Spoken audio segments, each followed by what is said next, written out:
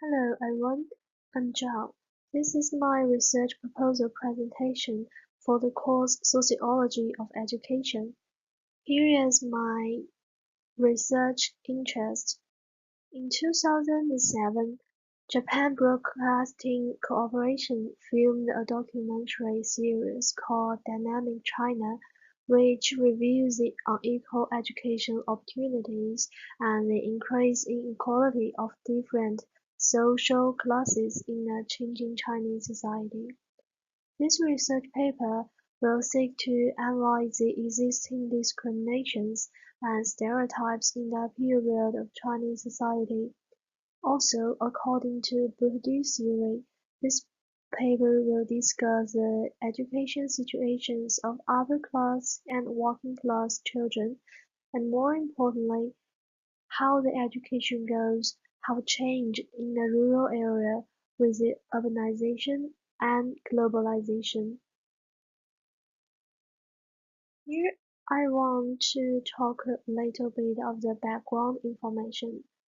In 1978, the Communist Party of China started an economic reform which aimed at decrease poverty. It advocated more foreign investments, business and industry pluralization. During the reform process, the minority Chinese who belonged to the middle or upper class benefited more from the economic reform, as their family owned more competitive cultural and social capital.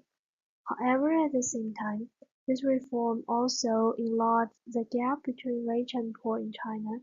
The working classes suffered from their low income, unequal work.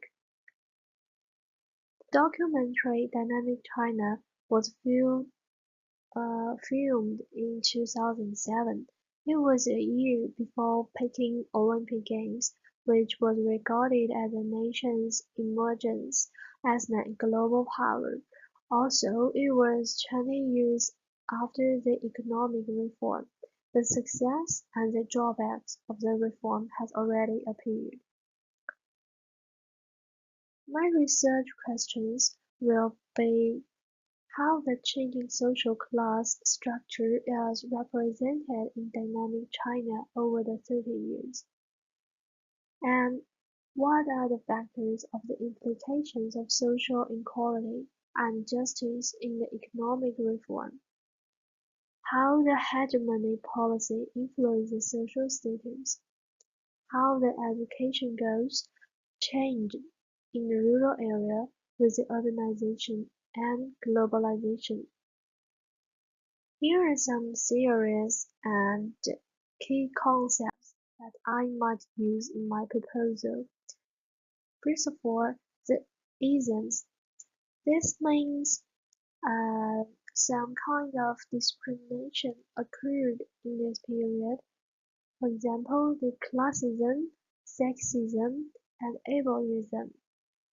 And also, I will use Bourdieu's symbolic capital because Bourdieu has expressed that the cultural capital and the social capital, the children from middle and upper class family are embodied a domain culture, habitats, and tastes, while the rural area working class children suffer from poverty. And the education capitalist.